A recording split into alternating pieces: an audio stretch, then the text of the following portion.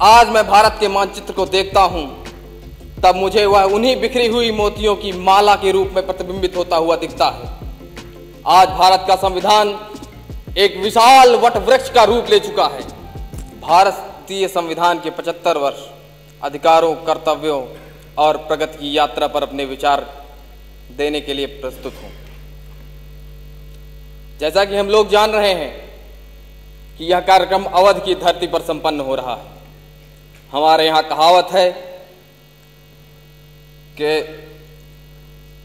कोस कोस पर बदले बानी, 3 कोस पर पानी। महोदया, यह पंक्ति भारत की विभिन्नता, भारत की विविधता और भारत की विराटता का परिचायक है। वर्ष 1947 में जब भारत आजाद हुआ, तब यह भारत भूमि पर पड़े मोतियों की भांति बिखरा हुआ था। इसे एकता में पिरोने के लिए एक सूत्र की आवश्यकता थी और वह सूत्र था भारतीय संविधान। महोदय, आज मैं भारत के मानचित्र को देखता हूं, तब मुझे वह उन्हीं बिखरी हुई मोतियों की माला के रूप में प्रतिबिंबित होता हुआ दिखता है। आज भारत का संविधान एक विशाल वट वृक्ष का रूप ले चुका है, जो धारा 370 आईपीसी और पीआरबी एक्ट जैसी पुरानी शाखाओं को गिराकर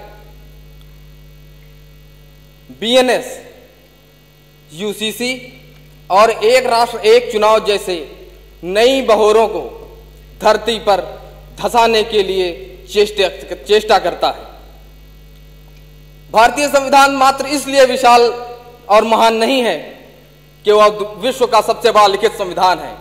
भारतीय संविधान इसलिए बड़ा महान है कि भारत की जनता ने अपने अधिकार, अपना सर्वस्व, अपना गौरव भारत के संविधान को दिया और भारत के संविधान ने मौलिक अधिकारों के रूप में भारत की जनता को इसका चुकाया। मौलिक अधिकार ऐसे कि सुदूर आदिवासी क्षेत्र से आने वाली महिला, आदिवासी महिला भारत के सर्वोच्च पद को सुशोभित कर रही हैं। मुंबई के धारावी से निकला हुआ एक दलित युवक फैशन डिजाइन के क्षेत्र में भारत के नए कीर्तिमान गढ़ रहा है। सीमांत क्षेत्रों से आने वाले हस्त कलाकारों की कला को नया मंच मिल रहा है। दलित, वंचित और शोषित वर्ग के लोग भी भारत के विकसित बनाने के क्रम में अपना योगदान दे रहे हैं। हमने भारत के संविधान के विकास की यात्रा में अनेक पड़ाव पार किए हैं और आज हमें विश्व से कंधा मिलाने की जरूरत है। आज विश्व इंफॉर्मेशन टेक्नोलॉजी के मामले में आगे जा रहा है।